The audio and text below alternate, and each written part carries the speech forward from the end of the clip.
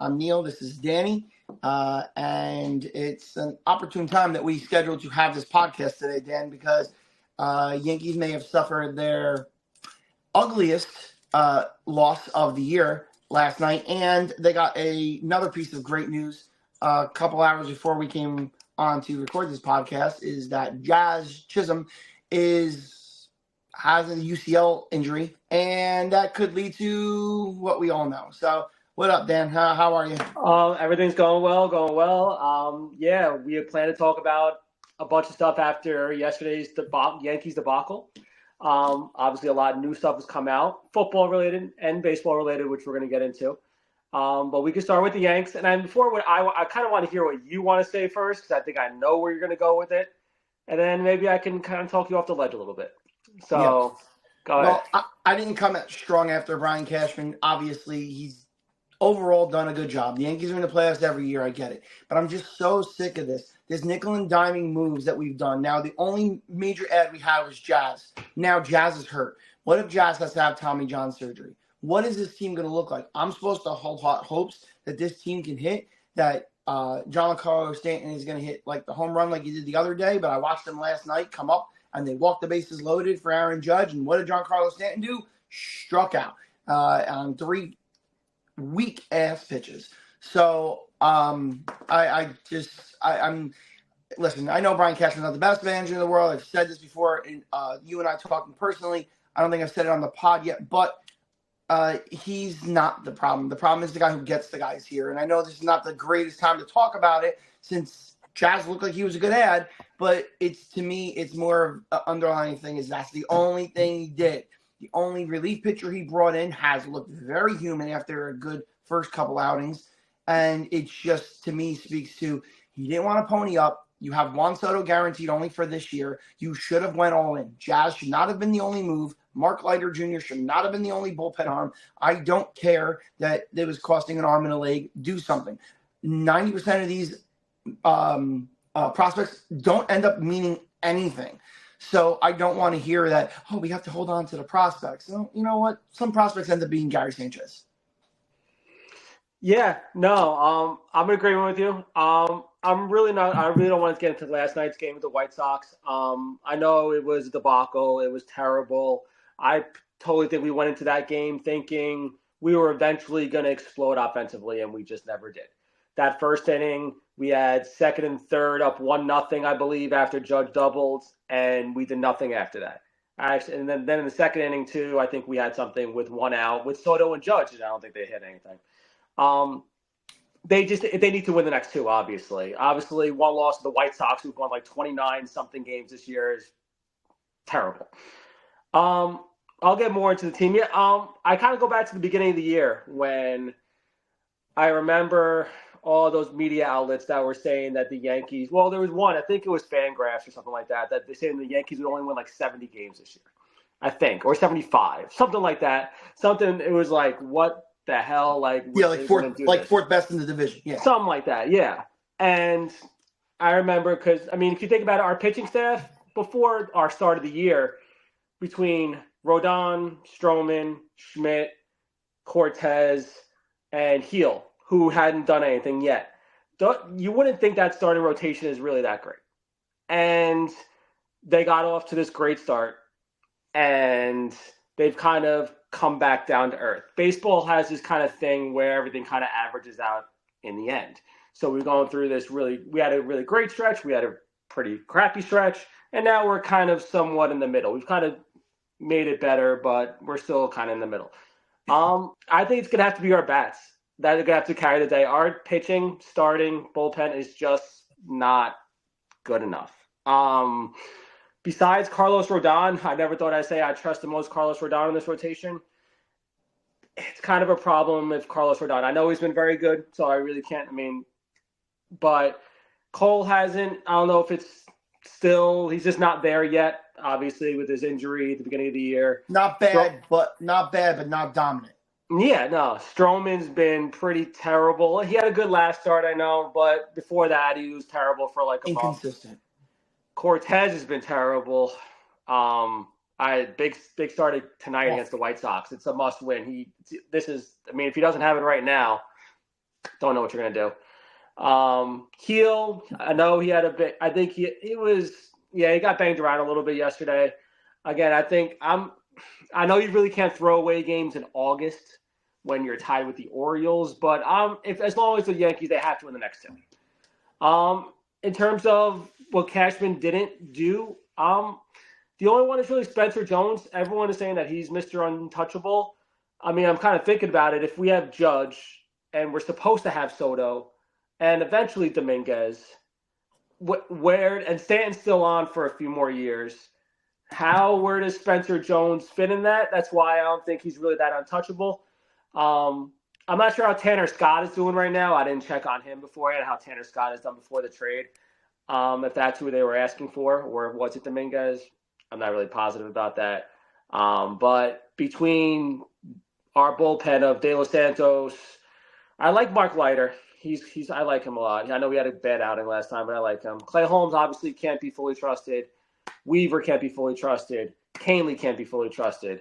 I think our bats need to wake up, and that they're going to carry us if we're going to do anything in the playoffs. Yeah, so talking about what's going to carry us, how we're going to do this, taking some notes last night, and you got these 3 games. I wrote down 3 games against the White Sox, 3 games against the Tigers. I wrote down you need to win at minimum 4 out of 6, if not 5 out of 6 out of those 6, because Baltimore's not going away, and you don't want it to come down to the fact that you're then going to either have to win or sweep that last series against Baltimore to win the division. You want to be up on them so that you have a little breathing room. And series like this, you have to make up ground. You have to beat who's on your schedule, and these are teams you're supposed to beat. Before last night, they were 6-4, so now they're 5-5 in their last 10. They were tied for the division before last night. They remain to have the best odds of any team in the AL to win the World Series. I think we have like the easiest strength of schedule, or one of them, like 28th, 29th, something like that. Literally one of my next notes. They have the 3rd easiest schedule for strength of schedule remaining. And I want to say they were the 3rd easiest, and the other 2 teams are National League teams. I'm not positive on that, but I think so. They only have 1 series with Baltimore left, like I mentioned, the last series. Everything outside last night, which might drop stuff, and I know we're only 10 games in, but they have their highest batting average per month in the season, the highest OBP, the highest slugging percentage, the highest OPS. You're right. It's going to have to be the bats to carry them because the pitching and the bats have been inconsistent too, but the starting pitching has been absolutely inconsistent. The bullpen has been the picture of inconsistency. One game, they're holding a 1-run lead for 4 innings. Another game, they have a 4-run lead, and it's a nail biter in the 9th. And we know that Clay Holmes is not a shell of Mariano Rivera, and I don't think he's half of Aroldis Chapman, to be perfectly honest. So you hold your breath there. You see Aroldis Chapman hit like 104 on the radar gun? Did you hear about that? Yeah, I saw that. Like what was he doing? Like, is he on? Never mind. You feel like he's got to be on something. That's what I was going to say. He's now top. He's back in his Cincinnati Reds form where he was throwing 105. That's insane. No one cares. Where is he? In Pittsburgh now, right? No one cares where he is. Yeah. They don't care. So quickly, before we talk about the Mets a little bit, so Jazz, if he's done with the UCL, what do? They just go to Oswaldo and just go to DJ every day? Or, I mean, Peraza's absolutely killing it right now in the minor leagues. Do you at least give the kid a chance? I mean, with September call-ups, I mean, he'll probably come up anyway since the minor league season is over in September, or at least it's ending in September.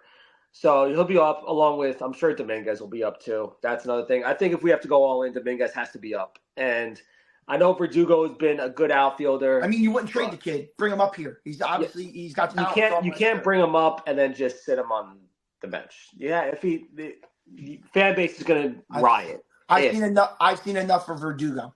He can be my 4th outfielder. Yeah, should be in the outfield. Yeah. Yeah, it's gonna have to be the offense. I think DJ's hitting better lately. I'm okay with Oswaldo over there. I think Rizzo's on the way back also. So Rizzo's probably has a spot no matter what. I don't know what happens with that whole Ben Rice situation. I don't know how that's gonna go. But I think you got to give Oswaldo a chance over there, and we'll see and let it go. Yeah. We don't have another choice. It's kind of done. So, unfortunately, to our Met fan friends, we're going to keep this kind of short with the Mets because we're both Yankee fans, and the Mets are not our first priority, unfortunately. Sorry, guys. So they're half game out of the wild card spot. They're 4-6 in their last 10, very mediocre. The strength of schedule, although it's not as easy as the Yankees, it's on the easier side. Their opponents have less than 500 winning percentage the rest of the way. They still face either wild card opponents that are above them or right below them. 10 more games out of 44, so they have a lot of games that are going to be important coming down the stretch here. They play the A's starting today for 3 games and the Marlins for 3 games. Again, local team, got to win 4-6. The A's are terrible, and the Marlins are god-awful, too. You got to win 4-6 there, and they could do us a big favor and sweep the Orioles, which they have right after the Marlins. So, yeah. So, anything you see, I know you were on vacation, anything you've seen on the Mets, I think they're like the Yankees. They're wildly inconsistent. Some days look great, some days yeah. I think the hot streak they were on, that can't last. They just got swept by the Mariners. I believe it was 22-1 the score in those 3 games. And the Mariners are fighting. They're not even. I think they're like 7th in the American League wild card or something like that. They're still in it, but they're nowhere. It's not like they're some powerhouse team. They kind of just got shelled. But yeah, like I said, they have the A's, they have the Marlins, they have to win. Their bullpen acquisitions haven't. I know Stanek hasn't been good. Blackburn hasn't been that great. And it kind of seems like it's from between them and the Braves. The Braves are kind of falling apart a little bit. Yeah. D-backs and Padres, who are the first and second wild card, are kind of surging. I think they're both 8-2 in the last 10, and they're like 4 games above the Mets, I believe, each. So it seems like as of right now, you have the Braves, the Mets, and I think you have the Giants a little bit below them and somebody else. But yeah, I think they have the Braves at the end of the year. It's going to come down to they're hitting too. I don't think their pitching's good enough either. I think it's going to come down to someone else besides Lindor that's going to have to hit for them. And to give their GM a pass, this is the first year here. A lot of these aren't his guys, and they weren't expecting to compete this year. So It makes sense for the Mets to make nickel and dime moves, try to get better around the edges, not give up too much. They didn't have too much in the farm system. Anyway, it wasn't acceptable for this organization to go cheap at the deadline. So that brings it full circle to how I lost my mind in the beginning. And I'm sure that won't be the last time on this podcast company here that I lose my mind on Brian Cashman, because it seems like he has a job for life. So we will get into that as we go further and further. And we will hopefully check in either later in the week or next week with baseball again. And that is all. Any last words you want to say? No, just we'll get back into it, and hopefully the Yankees take the next 2 at least for the White Sox and are going well. Yeah, if they don't win this series, there's a very good chance that I don't want to talk Yankees the rest of the year on this podcast. So, all right, so we're going to sign off, and we're going to talk some football with you guys in a couple minutes. See you later.